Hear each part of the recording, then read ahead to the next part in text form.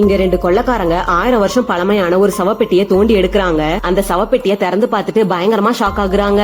ஏன்னா 1000 வருஷம் பழமையான ஒரு பொண்ணோட பாடி அழுகாம அழகா அப்படியே இருக்கு. அந்த பொண்ணோட கையில பாக்குறதுக்கே வித்தியாசமா ஒரு பூட்டு இருக்கு. இப்ப இவங்க 2 பேரும் ஆர்வத்துல அந்த பூட்டை எடுக்கலாம்னு சொல்லிட்டு போகும்போது செத்து போன பொண்ணு திடீர்னு கண்ணு முழிக்கிறா. அதுக்கப்புறமா கொஞ்ச நாள் கழிச்சு ஒரு பையன் மழை பெய்யுதுன்னு சொல்லிட்டு தங்கறதுக்காக ஒரு கோவிலுக்குள்ள போறான். அந்த இடத்துல தலையே இல்லாத ஒரு சிலைய பாக்குறான். திடீர்னு அந்த சிலையில ஒரு பொண்ணோட முகம் வந்துட்டு போறத பார்த்துட்டு ஷாக் ஆகிடுறான். இந்த பையனும் அது இவனோட பிரம்மன்னு நினைச்சுக்கிறான். இப்போ அந்த இடத்துக்கு ஒயிட் கலர் டிரெஸ் போட்டுட்டு ஒரு பொண்ணு வரா. இந்த பையனை அவளை பார்த்துட்டு சிலை கிட்ட பார்த்த பொண்ணு சொல்லிட்டு கண்டுபிடிச்சிடறான். இப்போ இந்த பொண்ணு அவனை அந்த கோவிலை விட்டு வெளியே கூட்டிட்டு வந்து அவன் கிட்ட இந்த கோவில் சாதாரணமான இடம் கிடையாது, உண்மையிலேயே இது செங்குத்தா இருக்கிற ஒரு சவப்பெட்டி, வெளிய இருந்து பார்த்தா கோவில் மாதிரியே தெரியும்னு சொல்றா. மட்டும் இல்லாம இதுக்குள்ள போறவங்க யாருமே உயிரோட திரும்ப முடியாதுன்னு சொல்ல அதை இந்த பையன் நம்பவே மாட்டான். அதுக்கு இந்த பொண்ணு தீய சக்திகளை கட்டுப்பாட்டுக்குள்ள வச்சுக்கிறதுக்காக கோவில் வடிவத்துல சவப்பெட்டியை இந்த மாதிரி கட்டிருக்காங்கன்னு சொல்றா. இந்த பையனும் அவகிட்ட யார் அந்த தீய சக்தின்னு கேட்க இந்த பொண்ணு நான் தான் அதுன்னு சொல்றா. அதை கேட்டுட்டு இந்த பையன் அவன் நம்ம கிட்ட கிண்டல் பண்றான்னு நினைச்சுக்கிறான். இந்த பொண்ணுக்கு அவனோட வெகுளித்தனம் ரொம்ப பிடிச்சு போய் அவனுக்கு ஒரு பூட்டை கொடுக்கறா. இந்த பூட்டு அவன் கையில இருக்கிற வரைக்கும் அவனுக்கு எந்த ஆபத்து வந்தாலும் உடனே இவளால அவனுக்கு உதவி செய்ய முடியும். இப்ப இவன் அந்த பூட்டை பாத்துட்டு இருக்கும் போது அந்த பொண்ணு அப்படியே மறைஞ்சு போயிடுறா. அதுக்கப்புறமா இவன் தூரத்துல ஒரு சவப்பெட்டி இருக்கிறத பாத்துட்டு அதை ஓபன் பண்ணி பாக்குறான்.